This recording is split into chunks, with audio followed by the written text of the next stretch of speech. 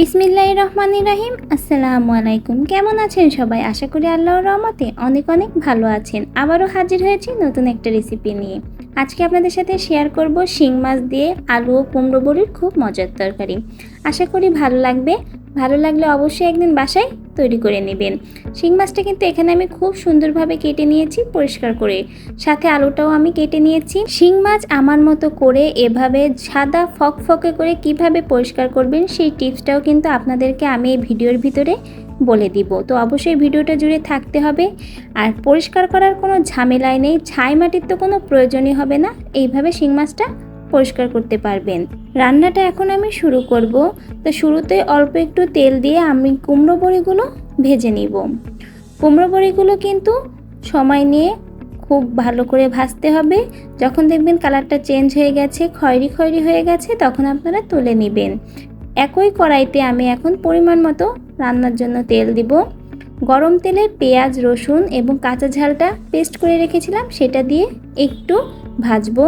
এরপর স্বাদ মতো লবণ, শুকনা ঝালের গুঁড়া, হলুদ গুঁড়া দিয়ে এখন আমি মশলাগুলো একটু ভেজে নিব। এখানে কিন্তু আমি দুই ধরনেরই ঝাল দিয়েছি, আপনারা চাইলে যে কোনো এক ধরনের ঝালই দিতে পারেন, এটা যার যার পছন্দ। এখন মাছগুলো আমি মশলায় কিছুটা সময় ভেজে নিব। খুব ভালো করে যদি এখন মশলায় আপনারা মাছটা ভাজেন তাহলে কিন্তু মাছের আর কোনোরূপ গন্ধ আসবে না।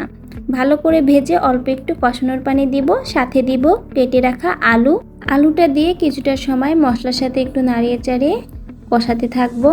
এরপর এর ভিতরে ধনিয়া গুঁড়ো দিব, এখানে আমি জিরে গুঁড়োটা দিচ্ছি না, আর দিব ভেজে রাখা কুমড়া বড়ি। ভালো করে এই সব কিছু এখন আমি মশলার সাথে সময় নিয়ে কষিয়ে নিব। ভালো করে ঢাকনা দিয়ে কষিয়ে নিলে কিন্তু খুব সুন্দরভাবে তেলটা ফুটে উঠবে।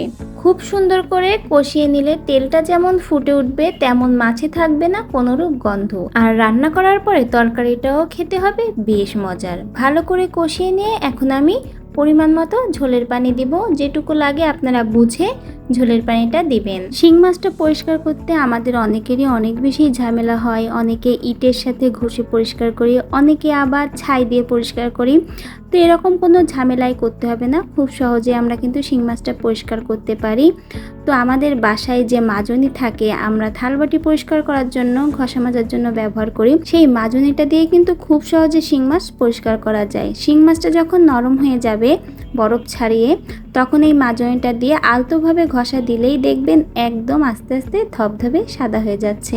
তো বলেই দিলাম কিভাবে শিং মাছটা পরিষ্কার করে নেবেন। আর মাজনিটা তো আপনাদের আমি এই যে ভিডিওর ভিতরে দেখিয়ে দিলাম। কথা বলতে বলতে রান্নাটা কিন্তু আমার হয়ে গেছে। দেখুন আলুটাও খুব সুন্দরভাবে সেদ্ধ হয়ে গেছে, ঝোলটাও কিন্তু কমে গেছে। কুমড়ো বড়িটা খুব সুন্দরভাবে নরম হয়ে ফুলে উঠেছে। ঝোলটা কিন্তু খুব বেশিও রাখছি না, খুব কমও রাখছি না, বুঝে রাখবেন আপনারা। আর স্বাদ অনুযায়ী ঝাল লবণটা চেক করে আমি নামিয়ে নিচ্ছি। রান্না হয়ে গেল আমার শিং মাছ দিয়ে আলু ও কুমড়ো বড়ির মজার তরকারি। শিং মাছ কিন্তু খুবই উপকারী একটা মাছ, আর এই মাছটা কিন্তু আমরা কম বেশি সকলেই পছন্দ করি। মাছটা দিয়ে যদি এইভাবে তরকারি রান্না করেন তাহলে কিন্তু খেতে বেশ মজার হয়। আশা করি বাসার সকলেই পছন্দ করবে। তো রেসিপিটা ভালো লাগলে অবশ্যই আমার মতো করে একদিন বাসায় ট্রাই করে দেখতে পারেন। আর আমার রেসিপিটা যদি আপনাদের কাছে ভালো লাগে, সকলের কাছে অনুরোধ রইল অবশ্যই ভিডিওটা লাইক করবেন, চ্যানেলে নতুন হলে সাবস্ক্রাইব করে পাশে থাকবেন, কমেন্ট করতে ভুলবেন না। ফেসবুক পেজ থেকে দেখলে অবশ্যই ফলো করে দিবেন। দেখা হবে আপনাদের সাথে নতুন ভিডিও নিয়ে। আজকের ভিডিও থেকে বিদায় নিচ্ছি শুভকামনা করে। আল্লাহ হাফেজ।